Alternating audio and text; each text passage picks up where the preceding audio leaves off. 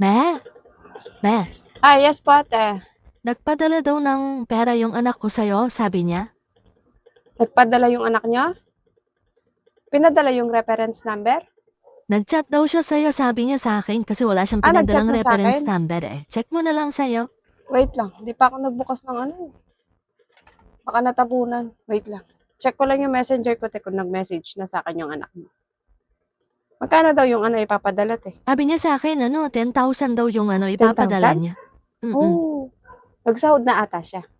Oo, kakasahod lang niya kaya nagpadala na siya. Allowance daw namin. Allowance nyo.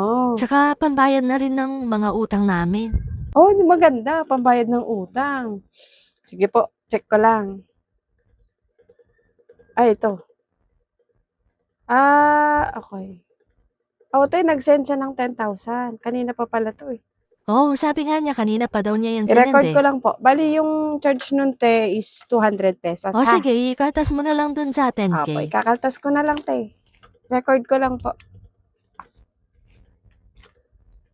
Na-delay nga yung sahod niya kaya ngayon lang siya nakapagpadala sa akin eh. Na-delay po yung sahod. Okay lang, at least nagsahod. Papirma na lang ako ate sa dulo po. Ayan ba, okay na? Okay na? Sige po.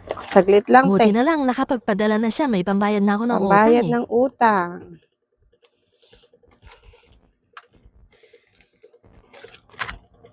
Wait lang po.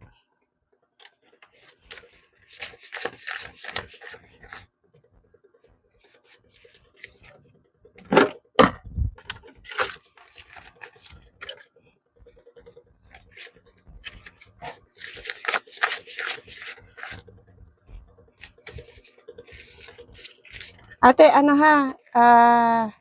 kaltas ko na rin yung utang mo dito sa tindahan na 1,750. Bali, 10,000 minus 200 minus 1,750 na utang nyo po. 8,050 na lang bigay ko sa'yo, te, ha?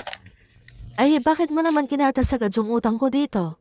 Ha? Hindi ko muna babayaran Di ba yan. sabi nyo po, pambayad nyo ng utang, pinadala ng anak nyo? Oo, pero uunahin ko muna sana yung mga iba kong pinagkakautangan. Ay, Hindi yung hindi inuna mo yung pwede. sayo. Bago ka magbayad sa iba, unahin mo muna yung utang mo dito. Ang laki-laki ng utang mo dito eh. Nagpadala naman na yung anak mo sa'yo. Babayaran mo yung iba, tapos yung utang mo dito, hindi mo babayaran. Saka ko na lang babayaran yung sayo kapag nagpadala na siya ulit. Pambayad ko yan sa ibang tindahan eh. Ay, hindi pwede, ate. Siyempre, kung magbabayad ka sa iba, magbayad ka rin sa akin para patas naman. Hindi pwedeng babayaran mo yung ibang tindahan, tapos yung utang mo dito, tenga. Tapos kapag wala ka na naman pera, dito ka na naman mangungutang sa akin. Buti nga pinapautang kita ng ganun kalaki dito eh. Tapos ako yung hindi mo babayaran ngayon. Huwag mo nga munang huwag mo munang singilin yung utang mo sa akin. Ay, Mas hindi po malaki kasi yung pwede. utang ko sa ibang tindahan eh.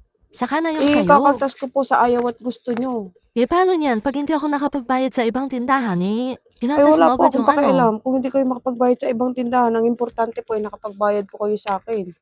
Ito po, 8,050 po yan. Nilas ko na po yung utang nyo. Akin na yung yung 1,750. Huwag mo munang ikaltas yung utang ko dito. Hindi nga po pwede. Nagpadala naman na pera yung anak nyo. Hindi nyo pabayaran yung utang nyo. Pambayad ko nga kasi yan sa ibang tindahan. Siyempre, unahin ko muna yung mga Yun yun na bago nga dito. po, kung magbabayad kayo ng utang sa iba, unahin nyo muna yung sa akin kasi ang laki-laki na yan. Ilang ano na yan, ilang weeks na yan. Dapat hindi mo muna kinaltas lahat. Nagbawas ka na lang muna kahit yung 750. Kasi malaki yung 1,750 Pag na yan, nagbabayad, be. dapat buo para makautang ulit kayo, hindi yung pautal-utal. Tapos magbabayad kayo ng 750, tapos sa loob ng isang linggo, makakautang kayo ng 2,000. Di parang hindi kayo nagbayad. At least ngayon, malinis na, wala nang utang. Paano niyan? Masyushort ako sa budget namin yan. Kasi ito na lang yung perang natira. Magbabayad pa ako sa ibang Problema nyo na po yan, tindahan. ate. Importante nakapagbayad po kayo ng utang sa akin. Ay nako, bahala na nga. Siya, sige, alis na ako. Sige po, ate. Salamat po. Magbabayad ng utang sa iba tapos sa akin hindi. Buti na lang talaga eh. Kaltas ko talaga agad yung utang na yan.